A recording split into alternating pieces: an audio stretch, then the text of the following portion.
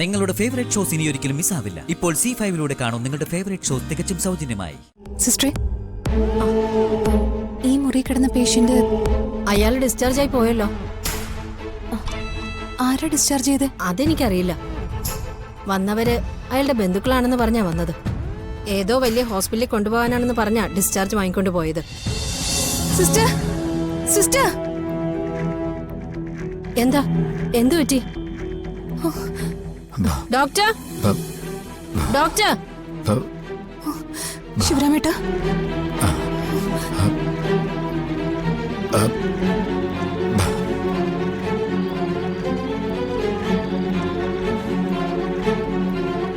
എന്താ മോളെ ശിവരാമന് പറ്റിയത്? പോലീസുകാരൻ പറഞ്ഞതുപോലെ അയാൾ ആരെങ്കിലും കൊല്ലാൻ ശ്രമിച്ചാണോ? അതെ സച്ചേട്ടാ, ശിവേട്ടന്റെ അവസ്ഥ വളരെ മോശം.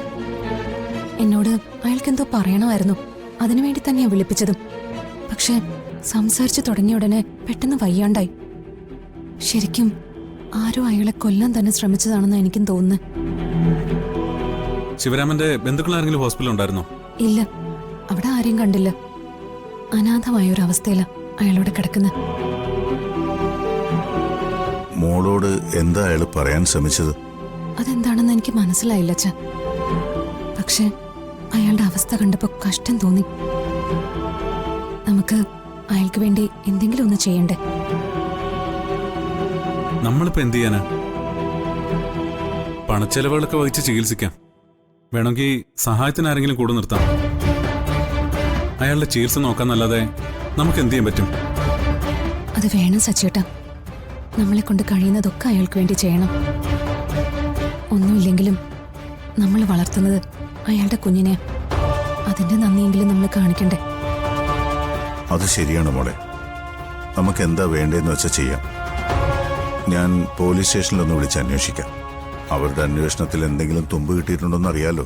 ഞാൻ നാളെ രാവിലെ ഒന്നുകൂടി ഹോസ്പിറ്റലിലേക്ക് പോയി ഡോക്ടറെ ഒന്ന് കണ്ട് സംസാരിക്കാം. ശിവേട്ടന് വേണ്ട ചികിത്സകളൊക്കെ ഏർപ്പാടാക്കാം. അച്ഛൻ പോലീസ് സ്റ്റേഷനിലൊന്ന് വിളിച്ച് സംസാരിക്കാം. ഞാൻ അപ്പോഴേക്ക് ഒന്ന് ഫ്രഷ് ആയിട്ട് വരാം.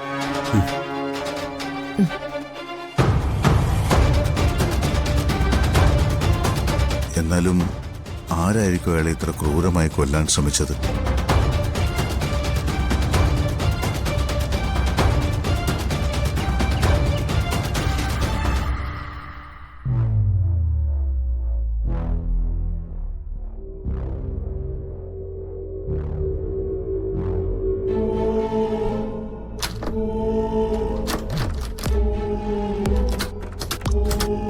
സിസ്റ്ററെ, ഈ മുറി കിടന്ന പേഷ്യന്റ് അയാൾ ഡിസ്ചാർജ് ആയി പോയല്ലോ. ആരാ ഡിസ്ചാർജ് ചെയ്ത്? അതെനിക്കറിയില്ല. വന്നവര് അയാളുടെ ബന്ധുക്കളാണെന്ന് പറഞ്ഞാ വന്നത്. ഏതോ വലിയ ഹോസ്പിറ്റലിൽ കൊണ്ടുപോകാനാണെന്ന് പറഞ്ഞാ ഡിസ്ചാർജ് വാങ്ങിക്കൊണ്ട് പോയത്. അയാൾക്ക് അങ്ങനെ ബന്ധുക്കളൊന്നും ഇല്ല. അതെനിക്കറിയില്ല. ആദ്യം ഡിസ്ചാർജ് ചെയ്യാൻ പറ്റില്ല എന്ന് ഡോക്ടർ പറഞ്ഞതാ. അവരുടെ കൂടെ വന്നൊരു വലിയ ബഹളം ഉണ്ടാക്കി. അപ്പോഴാ ഡോക്ടർ ഡിസ്ചാർജ് കൊടുത്തത്. എങ്ങോട്ടാ കൊണ്ടുപോയെന്നറിയാമോ? അതൊക്കെ ഡിസ്ചാർജ് സമ്മറി കാണും. റിസപ്ഷനിൽ പോയി അന്വേഷിച്ചാൽ മതി.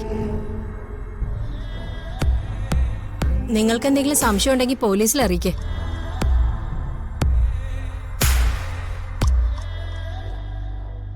ആരായിരിക്കും അയാളെ ഡിസ്ചാർജ് ചെയ്ത് കൊണ്ടുപോയത്? ആശുപത്രി കൊണ്ടുപോയതാണോ അതോ അയാളെ അപകടപ്പെടുത്താൻ വേണ്ടി കൊണ്ടുപോയതാണോ?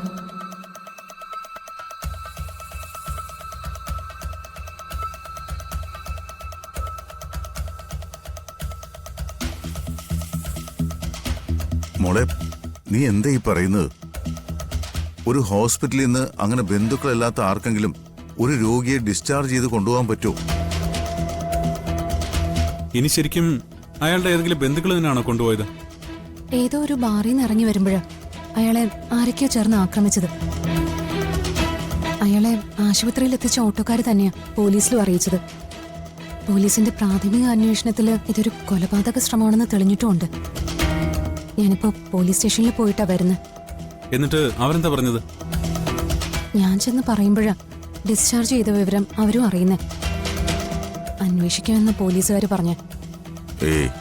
ആരും ഒന്നും അന്വേഷിക്കാൻ പോകുന്നില്ല. ശിവരാമനെ പോലൊരു പാവപ്പെട്ട ആളുടെ കാര്യത്തിൽ ആർക്കാ ഇത്ര താല്പര്യം?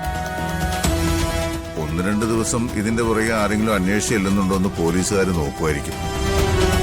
ആരും ചെല്ലില്ലെന്ന് ഉറപ്പായ അവര് പരാതി എടുത്ത് ചവറ്റുകൊട്ടെ തള്ളും. അച്ഛാ, നമ്മുടെ വീട്ടില് ജോലിക്ക് നിന്ന ഒരാള്, പ്രത്യേകിച്ച് അയാളുടെ കുഞ്ഞിനെ നമ്മൾ അഡോപ്റ്റ് ചെയ്തത്. നമുക്ക് അയാളോട് ആ ഒരു ബാധ്യതയില്ലേ? പോലീസിൽ അറിയിക്കുക എന്നതിനപ്പുറം നമ്മളെ കൊണ്ട് എന്ത് ചെയ്യാൻ കഴിയും മോളെ? ഇതിന്റെ പിന്നാലേക്ക് നമ്മൾ അന്വേഷിച്ചു പോയാൽ അത് വലിയ തലവേദനയാവും. ഒടുവിൽ ചിലപ്പോ കേസ് നമ്മുടെ നേർക്ക് തിരിഞ്ഞൊന്നും വരും. അയാൾക്ക് എന്ത് പറ്റിയെന്ന് അറിയാനുള്ള ഒരു അന്വേഷണമെങ്കിലും നമ്മൾ നടത്തണ്ടേ? പോലീസ് വിചാരിച്ചാ അതിന് കഴിയും. നമ്മളിതിന് പിന്നാലെ ഒന്ന് നിന്നാ മാത്രം മതി. പിന്നില് പിടിപാടുള്ളവരുണ്ടെന്ന് അറിഞ്ഞാൽ പോലീസ് പിന്നെ വെറുതെ ഇരിക്കില്ലല്ലോ, അവരന്വേഷിക്കും. അത് മാത്രമല്ല, നമ്മളിതിന് പിന്നാലെ നിന്നില്ലെങ്കിൽ ചിലപ്പോ ഈ കേസ് നമ്മുടെ നേരെ തിരിഞ്ഞെന്നും വരും.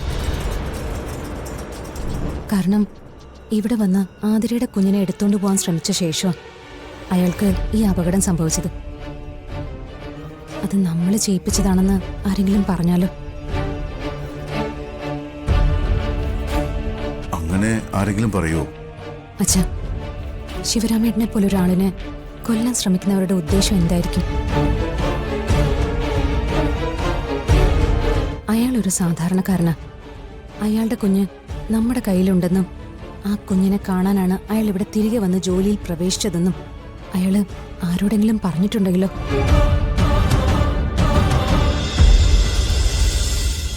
ശിവരാമേട്ടനെ പറ്റിയ അപകടം അറിഞ്ഞ് അവരാരെങ്കിലും പോലീസിൽ ഈ വിവരം പറഞ്ഞാലോ?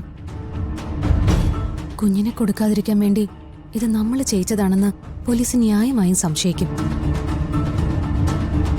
ഒരുപക്ഷെ മുൻപ് കുഞ്ഞിനെ വിഷം കൊടുത്ത് കൊല്ലാൻ നോക്കിയവരും തട്ടിക്കൊണ്ടു പോകാൻ നോക്കിയവരുമാണ് ഇതിന് പിന്നിലെങ്കിലോ? ഉറപ്പായിട്ടും അവര് നമ്മളെ കേസിൽ അകപ്പെടുത്താനല്ലേ നോക്കൂ. അതുകൊണ്ടാണ് ഞാൻ പറഞ്ഞത് നമ്മൾ ഇതിന്റെ കൂടെ നിൽക്കണമെന്ന്. പണം എത്ര ചെലവായാലും വേണ്ടില്ല, ശിവേട്ടന് എന്തു പറ്റിയെന്ന് നമ്മൾ കണ്ടുപിടിക്കണം. മോള് പറഞ്ഞതെല്ലാം കൂടി കേട്ടപ്പോ എനിക്ക് പേടി തോന്നുന്നുണ്ട്. എന്നാലും ആരായിരിക്കും അയാളെ ഹോസ്പിറ്റലിൽ നിന്ന് ഡിസ്ചാർജ് ചെയ്തുകൊണ്ട് പോയത്? എന്തായാലും അത് ശിവേട്ടന്റെ ബന്ധുക്കൾ ആരുമല്ല എന്നുള്ള കാര്യം എനിക്ക് ഉറപ്പാ. കാരണം ബോധം വന്നപ്പോ ശിവേട്ടൻ ആദ്യം പറഞ്ഞത് ബന്ധുക്കളെ ആരെയും കാണണമെന്നല്ല, എന്നെ കാണണമെന്ന്. അയാൾക്ക് എന്നോട് എന്തോ പറയണമെന്നുണ്ടായിരുന്നു. അത് ഞാൻ അറിയരുതെന്ന് മറ്റാർക്കോ നിർബന്ധമുണ്ടായിരുന്നു. അവരാ ശിവരാമേട്ടനെ കൊണ്ടുപോയത്.